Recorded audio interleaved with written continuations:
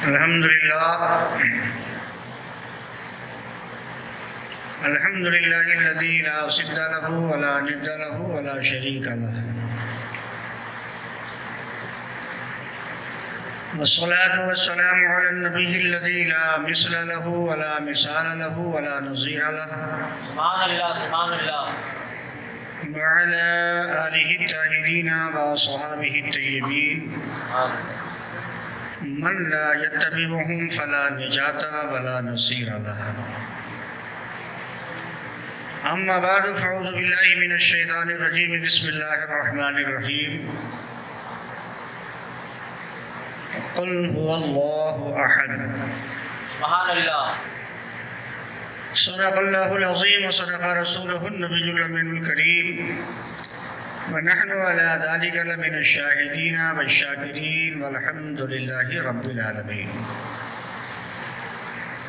آئیے ہم اور آپ سبھی حضرات مل کر سب سے پہلے اپنے آقا و مولا حضور نبی رحمت سراپا خیر و برکت، ہم غریبوں کے غمگسار سید ابرار و اخیار جناب احمد مجتبی محمد مصطفیٰ صلی اللہ علیہ وآلہ وسلم کی پاکیزہ بارگاہ میں جھوم جھوم کر ہدیہ درود پیش کریں اور پڑھیں اللہم صلی علی سیدنا و شفیعنا و حبیبنا مولانا محمد مبارک وسلم صلاة و سلاما علیک سیدی یا رسول اللہ، صلاة و سلاما علیک یا حبیبی یا رسول اللہ. اللہ رب العزت کا بے پناہ شکر و احسان ہے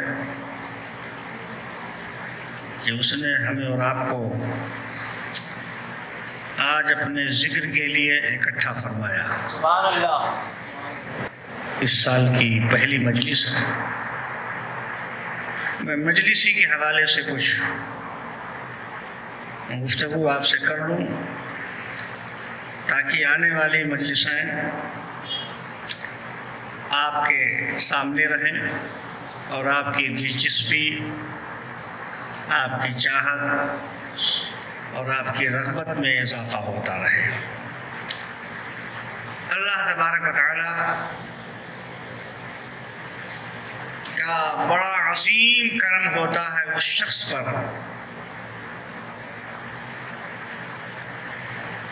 جسے وہ اپنے یاد کی توفیق دیتا ہے. سبحان اللہ سبحان اللہ. ورنہ بندے تو بہت ہیں، بندوں کی کمی نہیں ہے. بندوں کا شمار کرنے آپ جائیں تو یہ آپ کے حد شمار میں نہیں آ سکتے، لیکن اس میں قابل ذکر وہ بندے ہیں جنہیں خیر کی توفیق مل جاتی ہے اور اللہ اپنے ذکر کی دولت سے انہیں مالا مال کر دیتا ہے. سبحان اللہ سبحان اللہ. چنانچہ اس ضمن میں ابو داؤد شریف کی حدیث پاک ہے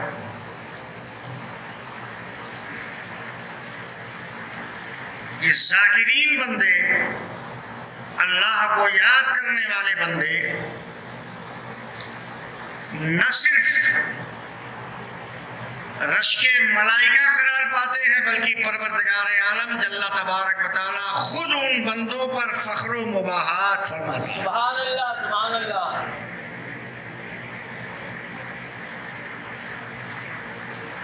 حضرت ابو ہریرہ رضی اللہ تعالیٰ عنہ سے حدیث پاک مروی ہے. حضرت سیدنا سعید خدری رضی اللہ تعالیٰ عنہ سے بھی حدیث پاک مروی ہے. مختلف طرق سے یہ حدیث آئی ہوئی ہے. ہوا یوں کہ آقا کائنات صلی اللہ علیہ وآلہ وسلم اپنے حجرے پاک میں تھے. اتفاق سے اچانک سرکار کا اپنے حجرے سے نکلنا ہوتا ہے. حدیث پاک کے الفاظ ہیں فخرج رسول اللہ صلی اللہ علیہ وسلم علی حلقۃ.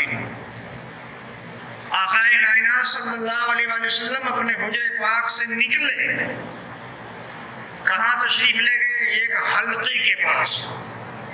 اب میں حلقہ بتا دوں آپ کو کہ ہم اور آپ جو مجلس کرتے ہیں، محفل کرتے ہیں، اسی کا نام عرب دنیا میں حلقہ ہے، وہ لوگ حلقہ کرتے ہیں، ہم لوگ محفل بولتے ہیں، مجلس بولتے ہیں، عرب اس طرح کی مجلسوں کو حلقہ سے تعبیر کرتے ہیں۔ حلقہ اس لیے کہتے ہیں کہ وہ دائرہ بنا کر بیٹھتے ہیں، ہم اور آپ تو کیسا بھی بیٹھ جاتے ہیں، دائیں بائیں آگے پیچھے لائن بنا کر، لیکن عرب لوگ ذکر الہی کے لیے جب بیٹھتے ہیں تو ایسا گول سا دائرہ بناتے ہیں، بیٹھتے ہیں، چھوٹا دائرہ ہوتا ہے، پھر لوگ آتے رہتے ہیں، اسی دائرے میں داخل ہوتے رہتے ہیں، دائرہ وسیع ہوتا جاتا ہے، بڑھتا جاتا ہے، کشادہ ہوتا جاتا ہے، اور جب وہ پھیل کر کافی لمبا ہو جاتا ہے تو پھر دوسری لائن اسی میں شروع ہوتی ہے، خیر اسے حلقہ کہا جاتا ہے۔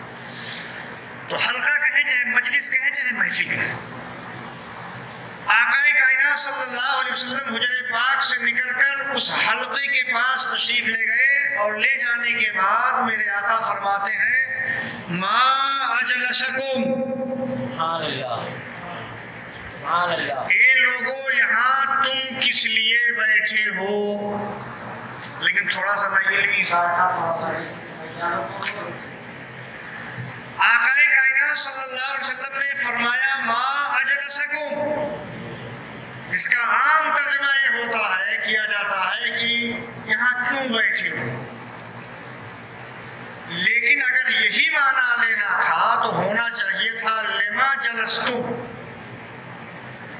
لما جلستم، کیوں بیٹھے ہو؟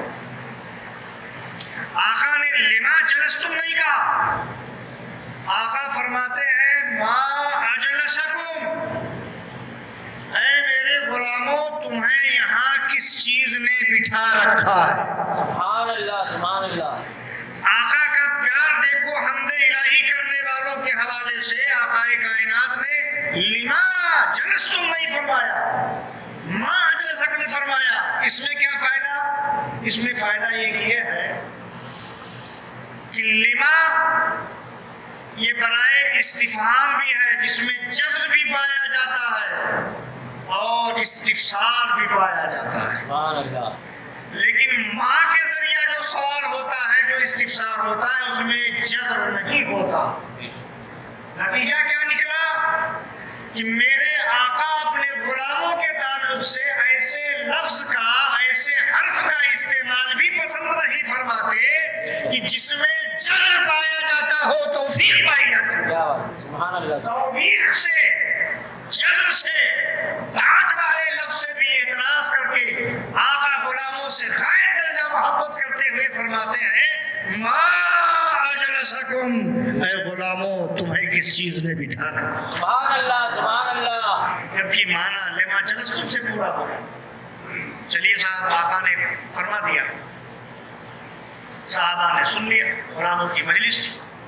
آقا کائنات صلی اللہ علیہ وسلم کے اس سوال پر اصحاب رسول جو وہاں بیٹھے تھے انہوں نے کہا کہ ما جلسنا الا نعبد اللہ ونذکرہ وفی روایت اخری ندعوہ، یہ اللہ کے رسول ہم یہاں اللہ کی حمد کے لیے بیٹھے ہیں، سبحان اللہ، سبحان اللہ، اللہ کا ذکر کرنے کے لیے بیٹھے ہیں، سبحان اللہ، اللہ کی وحدت بیان کرنے کے لیے بیٹھے ہیں، اس کی تحمید، تقدیس، تحلیل، تکبیر کے لیے بیٹھے ہوئے ہیں، اس کی بڑائی بولنے کے لیے سبحان بیٹھے ہیں، اللہ، سبحان اللہ، اس کی بارگاہ میں دعا کرنے کے لیے بیٹھے ہیں۔ صحابہ کرام نے اپنے دہنے مبارک سے جو جملہ نکالا اس میں 3 باتوں کا پہلے ذکر کیا، ایک تو نعمت، حمد کرنے کے لیے حمد کا ذکر کیا، ذکر کی بات لائی اور دعا کی بات لائی، اور آخر میں ایک بات اور صحابہ کرتے ہیں وَمَنَّا عَلَيْنَا بِكَ يَا رسول اللہ صلی اللہ علیہ وسلم، اے میرے آقا ہمارے بیٹھنے کی یہاں وجہ تو یہ ہے کہ ہم اللہ کی حمد بجا لائیں، اللہ کا شکرانہ ادا کریں، اللہ سے دعا مانگیں، اور اے میرے آقا اس لیے بھی ہم بیٹھے ہیں کہ آپ کو جو ہم غلاموں میں اللہ نے بھیج دیا ہے تو اللہ کا احسان ہے، سبحان اللہ، نعرہ تکبیر، اللہ کا احسان۔ نعرہ تکبیر، نعرہ رسالت، سبحان اللہ، ہم غلاموں پر کرم کرتے ہوئے اس نے جو آپ کو ہم میں بھیجا ہے تو آپ کے آمد کا چرچا کریں، آپ کی نعت بیان کریں اور اللہ کا احسان مانیں۔ نہیں اس لیے ہم بیٹھے ہیں۔ سبحان اللہ سبحان یہ صحابہ کرام نے جواب دے دیا۔ جب صحابہ کرام نے جواب دے دیا تو آقا کائنات صلی اللہ علیہ وآلہ وسلم دوبارہ سوال فرماتے ہیں اور ارشاد فرماتے ہیں اس بات پر قسم دو کہ تم اسی لیے بیٹھے ہو۔ سبحان اللہ۔ صحابہ کرام نے نبی کریم صلی اللہ علیہ وسلم کا یہ فرمان عالی شان سننے کے بعد کہتے ہیں واللہ ما جلسنا الا لذلک، ہم قسم دیتے ہیں اللہ کی ہے میرے آقا ہم نہیں بیٹھے ہیں یہاں مگر اسی لیے، یعنی ہم نے جن باتوں کا ذکر کیا ہے ہمارے بیٹھنے کا مقصود وہی ہے کہ ہم ذکر الہی کے لیے بیٹھے ہیں، حمد الہی کے لیے بیٹھے ہیں، اللہ سے دعا کے لیے بیٹھے ہیں اور میرے آقا آپ کی نعت پڑھنے کے لیے بیٹھے ہیں، آپ کی آمد کا ذکر کرنے کے لیے بیٹھے ہیں، بلکہ سمیٹ کر یوں کہہ دیا جائے اے میرے آقا ہم میلاد پڑھنے کے لیے، سبحان اللہ سبحان اللہ، میلاد کے لیے بیٹھے ہیں۔ صحابہ نے قسم دے دیا، نبی نے قسم لے لیا۔ اب آگے سنیے میرے آقا آگے ارشاد فرماتے ہیں میرے اصحاب میں نے تم سے یہ جو قسم لیا ہے وہ کسی تہمت کی بنیاد پر نہیں لیا ہے، یعنی میں تمہیں جھوٹا سمجھتا ہوں غلط سمجھتا ہوں ایسا کچھ نہیں ہے۔ پھر قسم لینے کی وجہ کیا؟ قسم تو اسی موقع پر لی جاتی ہے کہ جب انکاری پہلو ہو۔ اصل میں کلام کا ایک طریقہ ہے، ہم لوگوں کو کتاب ادب کی پڑھائی جاتی ہے مختصر المعانی میں بتایا گیا کہ جب آپ کا مخاطب خالی الذہن ہو تو بلا تاکید و قسم کی گفتگو کرو، اور جب آپ کا مخاطب تردد والا ہو تو وہاں تاکید پیش کیا کرو، اور جب آپ کا مخاطب انکاری پہلو رکھتا ہو تو وہاں قسم دلایا کرو۔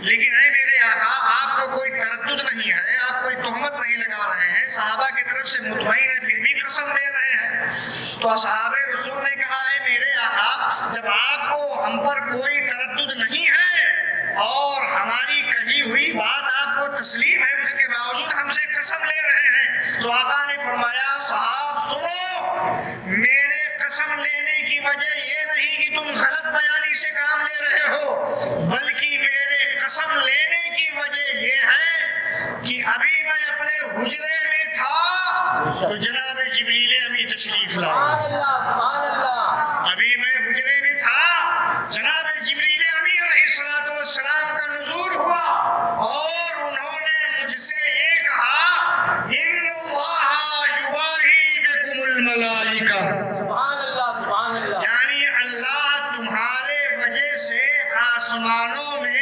فرشتوں کی موجودگی میں مباحات فرما رہا ہے۔ تو میں نے دیکھا کہ اللہ فخر کر رہا ہے تم پر، تمہاری وجہ سے اللہ مباحات کر رہا ہے، تو تم کون سے ایسے کام میں ہو جس کی بنیاد پر اللہ فخر کر رہا ہے؟ نمازی نماز پڑھتا ہے، کبھی فرشتہ نہیں آیا کہ اے محبوب آپ کا خدا مباحات نماز پڑھنے کی بنیاد پر کر رہا ہے، زکات دینے والا زکات کی ادائیگی کرتا ہے اللہ نے مباحات نہیں فرمایا، حج کرنے والا حج کی ادائیگی میں لگتا ہے فریضہ مقدس ہے عمل میں لاتا ہے اللہ مباحات نہیں فرما رہا ہے۔ اے غلاموں میں نے دیکھا سوچا کہ آخر اللہ کے مباحات کی وجہ کیا ہے، اس لیے میں نے اس بات پر تم سے قسم لیا۔ نتیجہ یہ نکلا کہ جو حمد الہی کے لیے بیٹھتے ہیں وہ تو یہاں بیٹھے ہی ہیں اللہ کا ذکر کرنے کے لیے، اللہ ان حمد کرنے والوں کا ذکر اپنی بارگاہ میں کرتا ہے، فرشتوں کی موجودگی میں کرتا ہے، اور صرف ذکر ہی نہیں کرتا مباحات فخر کرنا۔ سبحان اللہ سبحان اللہ۔ دیواہی کا لفظ اس کا معنی ہے فخر کرنا۔ اب آپ اندازہ کریں کہ کسی چھوٹی موٹی چیز پر فخر نہیں ہوتا، کسی بھی چیز کی اہمیت جب مسلم ہوتی ہے تب اس پر مباحات۔ سبحان اللہ سبحان اللہ۔ تو ذکر الہی حمد الہی ایک ایسی مقدس ترین چیز ہے کہ جس کی بنیاد پر اللہ تعالیٰ مباحات فرماتا ہے، فخر کرتا ہے، اور وہ بھی کس کے موجودگی میں؟ فرشتوں کی موجودگی میں۔ سوال یہ ہے کہ اللہ کو فخر کرنا تھا تو اکیلے اللہ فخر کر لیتا، فرشتوں کو کیوں بلایا؟ تو اس کے پیچھے بھی ایک وجہ ہے، وجہ یہ ہے کہ یہی فرشتے ہیں کہ جب اللہ نے تاج خلافت انسان کو عطا فرمایا اور اس کا اعلان کیا انی جاعل فی الارض خلیفہ، میں انسان کو اپنا خلیفہ بنانے والا ہوں، تو یہی فرشتوں نے یہ کہا تھا نہیں مولا تو ایسے کو خلیفہ بنائے گا جو زمین میں جا کے فساد کرے گا، لفڑے کرے گا، جھگڑے کرے گا، یہ کرے گا وہ کرے گا، تو ایسے کو خلیفہ نہ بنا، ہم تیری تسبیح کے لیے کافی ہیں، ہم تیری تحمید کے لیے کافی ہیں، ہم تیری بڑائی بولنے کے لیے کافی ہیں، تو ایسے کو خلیفہ نہ بنا۔ تو اللہ نے جواب میں فرمایا انی عالم ما لا تعلمون، میں وہ جانتا ہوں جسے تم نہیں جانتے۔ سبحان اللہ سبحان اللہ۔ جب اتنا ارشاد ہوا اللہ کی طرف سے تو فرشتے آپس میں ایک دوسرے سے بات کرتے ہوئے آگے بڑھے اور انہوں نے نعرہ دیا لن يخلق ربنا بعالم منا ولا افضل منا ولا اکرم منا، ہرگز ہرگز اللہ ہم سے زیادہ کرامت والا، ہم سے زیادہ علم والا، ہم سے زیادہ عظمت والا کسی کو نہیں بنائے گا۔ ادھر چلے گئے تو اب ادھر ذکر الہی اور ادھر فرشتوں نے کیا کہا تھا، اللہ ایسے کو بھیجے گا جو جا کے زمین میں فساد کرے گا، جھگڑے کرے گا، خون بہائے گا۔ فرشتوں نے یہ کہا تھا اس وقت جب اللہ تاج خلافت انسان کو عطا کر رہا تھا۔ تو پروردگار عالم اسی لیے فرشتوں کو جمع فرما کر انہیں بتا رہا ہے اور فخر کر رہا ہے، مباحات کر رہا ہے کہ اے میرے فرشتوں، اے میرے فرشتوں سنو، تم ہی ہو کہ جب میں نے انسان کے کرامت و خلافت کا ذکر کیا تھا تو تم نے کہا تھا خون بہائے گا، تم نے خون بہانے والا کہا تھا، تم نے لڑائی اور فساد کرنے والا کہا تھا۔ دیکھو نا میرے غلاموں، میرے بندوں کو، دیکھو نا میرے ان بندوں کو کہ کس طرح بیٹھ کر سبحان اللہ کہہ رہے ہیں، کس طرح میری حمد کر رہے ہیں، کس طرح میری تسبیح بول رہے ہیں، میری بڑائی بول رہے ہیں۔ سبحان اللہ۔ فرشتوں کے اس اعتراض کا صحیح معنوں میں جواب دینے کے لیے نبی کریم صلی اللہ علیہ وسلم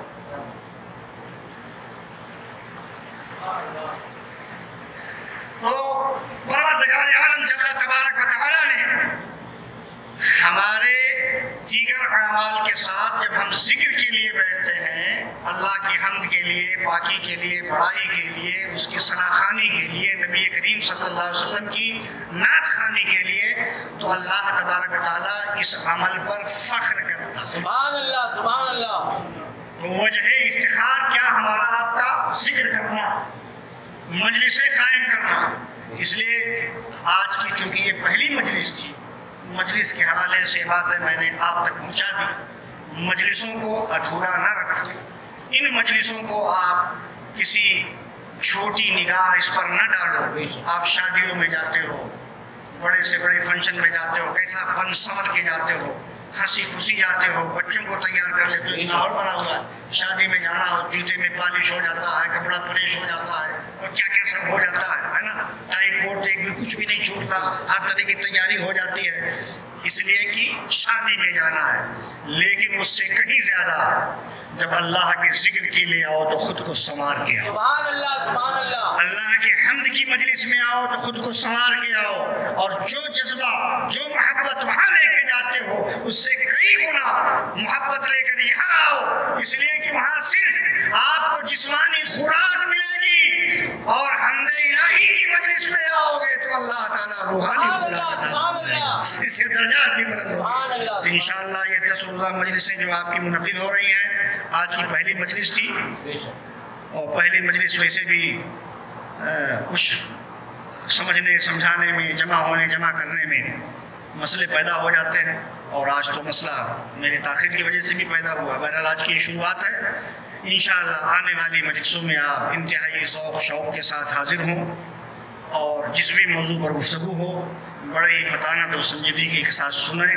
یہ علماء ربانیین ہیں، ان کے کہے ہوئے ارشادات کو صرف سنیں نہیں بلکہ اس کو عملی جامہ پہنائیں، سبحان اللہ۔ بے شک۔ اس لیے کہ اللہ رب العزت کا اتنا عظیم احسان ہے، اتنا عظیم احسان ہے جو اس نے ہمیں اور آپ کو اسلام کی دولت عطا فرمائی۔ اس احسان کا اعتراف کرتے کرتے ہماری آپ کی عمر اگر ختم بھی ہو جائے تب بھی وہ حق ادا نہیں ہو سکتا۔ بے شک سبحان اللہ سبحان۔ دیکھیے ہمارے ایک عزیز ہیں بشیر بھائی، ماشاءاللہ وہ جوشری سے چلے آئے، میں نے کہہ دیا تھا آج میرا بیان یہاں ہے، جوشری سے بھاگ کے آ گئے۔ تو ذوق اور شوق لوگوں میں آج بھی موجود ہے، یہ ہے کہ تھوڑا وقت کی رعایت ہو۔ پروردگار عالم جل تبارک و تعالی کے تعلق سے دیکھیے ایک ہے وحدت،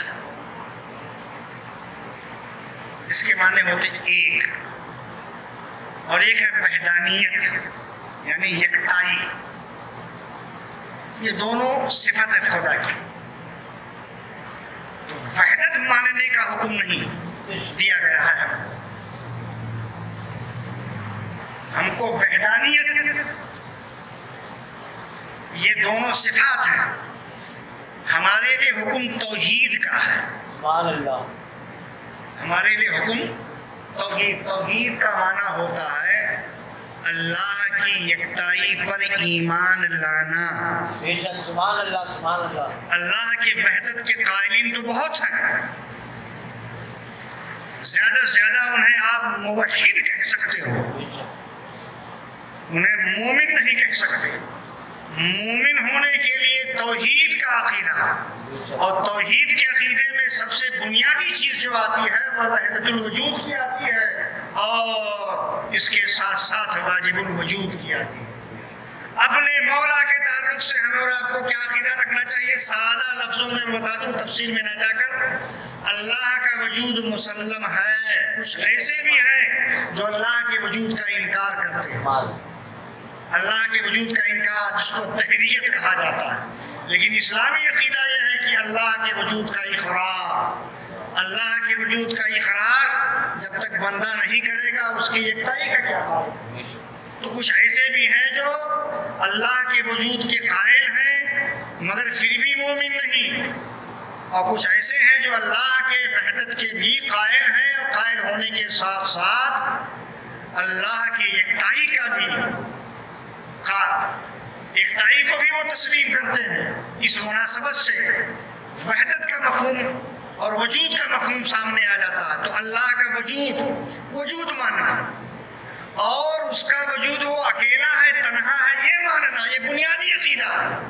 بنیادی عقیدے میں اللہ کو ماننا کہ وہ موجود ہے اور وہ ایک ہی ہے، لا شریک، لا فی الذات ولا فی السماء ولا فی الصفات. خدا کی ذات پر ایمان اس طور پر ہو کہ نہ اس کی ذات میں کوئی شریک ہے، نہ کوئی اس کے صفات میں شریک ہے. اس کی ذات بھی ازلی ہے، ابدی ہے، ایسے بھی اس کے صفات بھی ازلی ہے، ابدی ہے. اور آگے چلیے، اس کے ذات میں کسی کو شرکت حاصل نہیں، اور اس کے صفات میں بھی کسی کو شرکت حاصل نہیں. اب کیسی کیسی صفت والا ہے، سبحان اللہ. اگر ایک صفت پر گفتگو کی جائے تو گھنٹوں گزر جائے گا. بہرحال اس کے ساتھ ساتھ آپ نے جب اللہ کے وجود کو تسلیم کر لیا، اللہ کی وحدت کو مان لیا، اس کی وحدانیت کے مقر ہو گئے، تو اب اس کے بعد کیا ہے؟ اللہ کے جتنے بھی صفات کمالیہ ہیں، تمام صفات پر ایمان لانا اور اس کا مستحق گرداننا، یہ ایمان ہے. اچھا، کس طور پر؟ اپنے طور پر ماننا، عقل کے فیصلے پر ماننا، عقلاً تسلیم کر لینا نہیں. عقلاً تسلیم کر لینے پر آپ یہاں صرف عقلاً تسلیم کر لینے پر بھی آپ مومن نہیں ہوں گے، ایمان والے نہیں ہو سکتے.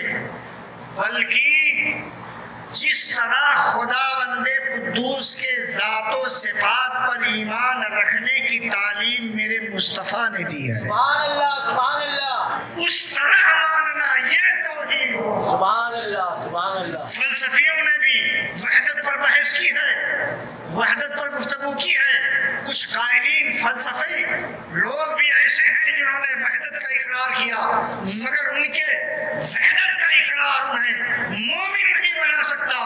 ہاں، اس وحدت کا اقرار آپ کو مومن بنائے گا جس کی تعلیم میرے آقا نے عطا فرمائی. سبحان اللہ. سبحان اللہ. نبی رحمت صلی اللہ علیہ وآلہ وسلم نے ہمیں اور آپ کو جو عقیدہ دیا ہے پروردگار عالم جل تبارک و تعالیٰ کے تعلق سے کہ وہ ہے اور وہ ایک ہی ہے، تمام صفات کمالیہ کا مالک ہے. ہم چاہے اس کو سمجھ پائیں یا نہ سمجھ پائیں، ہمارے علم میں آئے یا نہ آئے، تمام تر چیزوں پر ایمان رکھنے کا نام یہ توحید، ایمان بالتوحید ہے.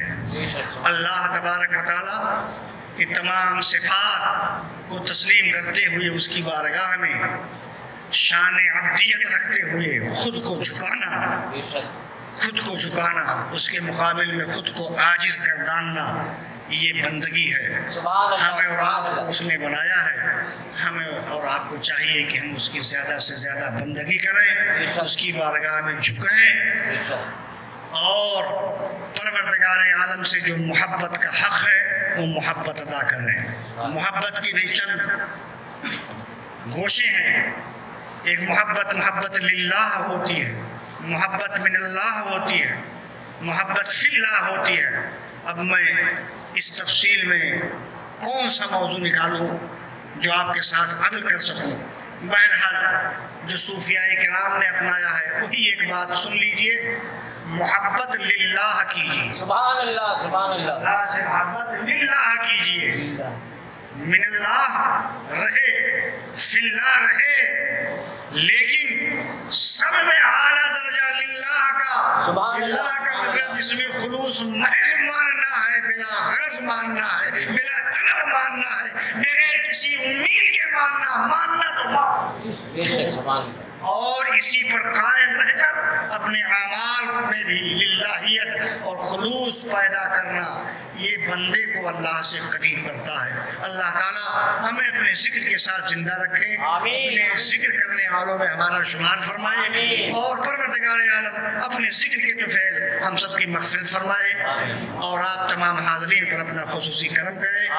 یہ مجلس سجی ہے 10 روزہ، انشاءاللہ اس کو خوب سجائیے، خوب ترقی دیجیے، محبت سے آئیے، جو کچھ بھی بیان ہو اسے سنیے، اور سننے کے بعد اس پہ عمل کرنے کی کوشش کیجیے۔ السلام علیکم۔